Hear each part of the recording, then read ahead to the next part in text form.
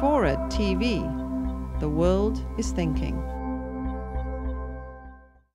So Greenspan turned the dials to expansion in the mid-1990s when the economy was easing and helped provoke the East Asian financial crisis, which was a crisis in which hot money from the money centers of New York and London quickly flew to the Southeast Asian and Northeast Asian financial markets, bid up real estate, and then were subject to a rapid withdrawal of lending in 1997, actually starting because of a devaluation of one of the currencies, the Thai baht. So that was a hot money crisis, which actually brought a deep crisis to Asia, not unlike the worldwide crisis now. As soon as that happened, the U.S. economy started to slow down, as you can imagine.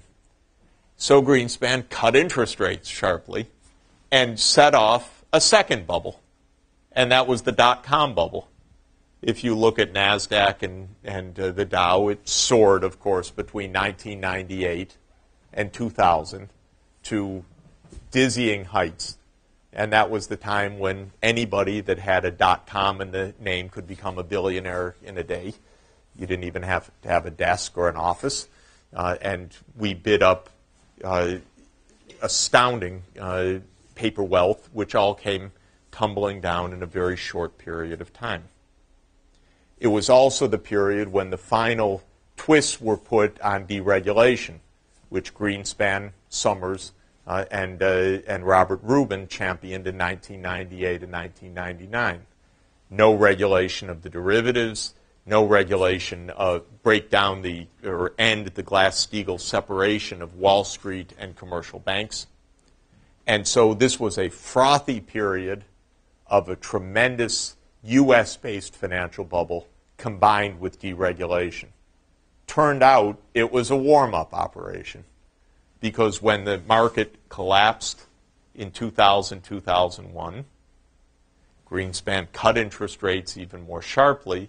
When 9/11 occurred, they went down to 1%.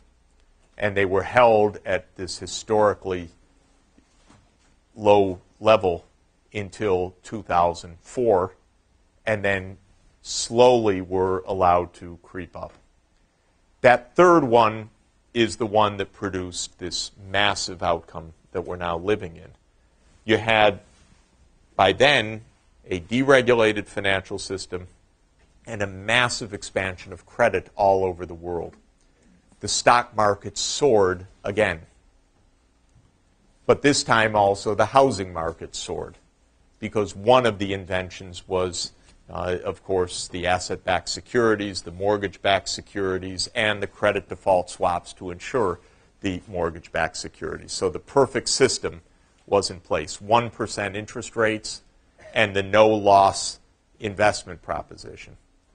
And Wall Street, of course, loved it, because it booked phenomenal profits and took phenomenal pay, the likes of which were simply unimaginable even years before. These were the years of $30 billion plus bonuses on Wall Street.